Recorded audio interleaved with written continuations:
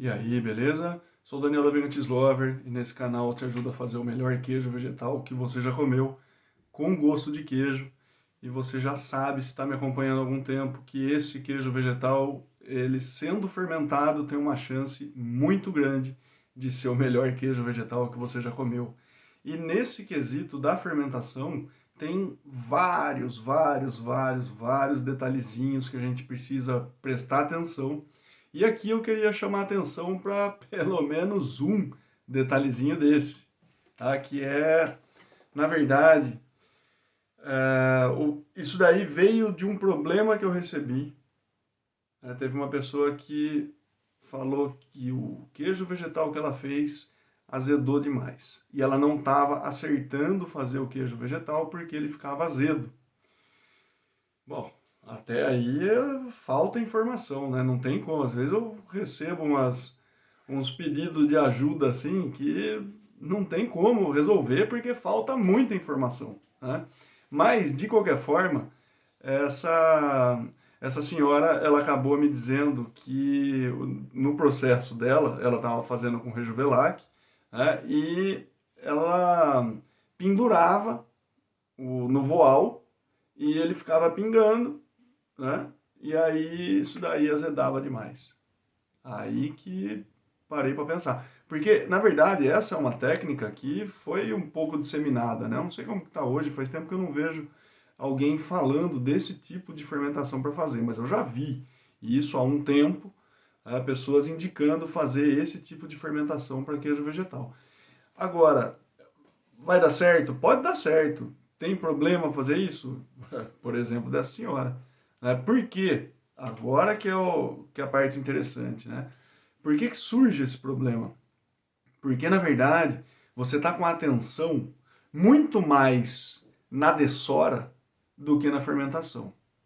E aí o que vai acontecer é que, normalmente, o tempo de dessora ele vai ser um pouco maior do que o tempo de fermentação. Então, se você está se guiando pela dessora e esquece a fermentação, a hora que acabar a dessora e você tirar do voal ali e tal, experimentar, obviamente azedou. Mas, só abrir um parênteses aqui também, porque esse azedar, o que que é? É uma fermentação avançada, não está estragado aquilo, tá? Mas a fermentação avançou a tal ponto que incomoda no seu paladar. Assim, a qualidade de substâncias presente ali nesse queijo vegetal não é diferente. A quantidade é. Então, é essa quantidade que vai te deixar meio incomodado ali para consumir aquele produto. Tá?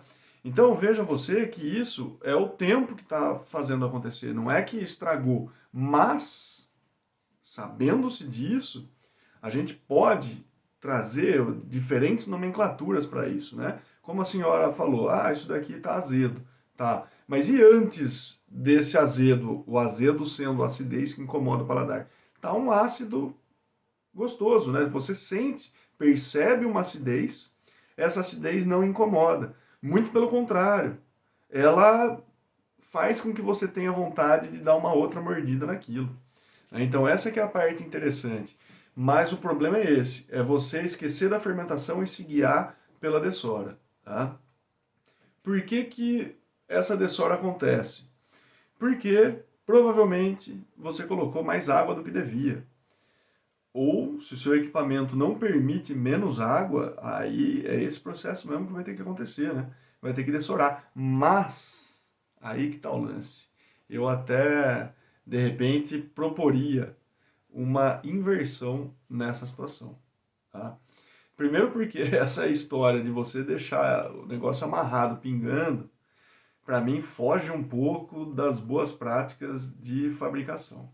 Tá? Isso porque você tem um alimento que tem um voal só ali, e esse voal passa a coisa, né? Tanto que está gotejando ali.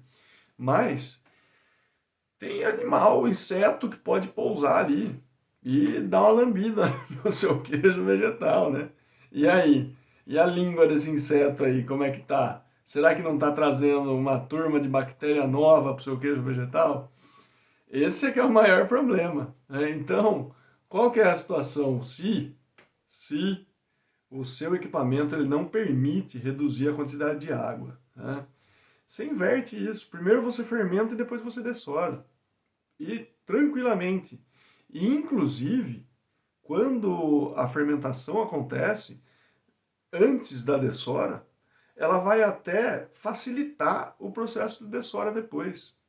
Porque o processo de fermentação, ele vai ter o desenvolvimento de uma acidez, portanto, ou seja, ácidos vão ser produzidos ali, e esse meio ácido faz com que as proteínas comecem a se unir. Ou seja, você passa a ter uma coagulação proteica nesse momento aí. Isso quer dizer que vai ficar mais fácil depois de você separar esse soro que vai estar nessa base que você construiu aí, né, que você produziu e depois acabou fermentando. E depois que você fermenta isso no recipiente de vidro, tampado, né, para que não entre nenhum inseto, para dar uma lambida no seu queijo vegetal aí, o que vai acontecer? Depois disso, aí sim você vai para a dessora.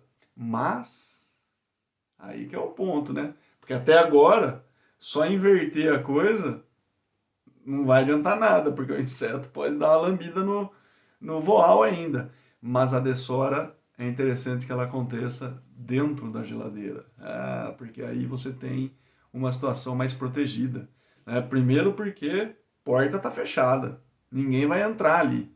E depois porque a temperatura ela já é um pouco mais baixa, né? Então essa temperatura mais baixa também vai reduzir muito mais a possibilidade de contaminação e mais, vai reduzir as atividades da bactéria que está ali. Portanto, a fermentação ela não vai avançar tanto quanto ela avançaria se tivesse no voal.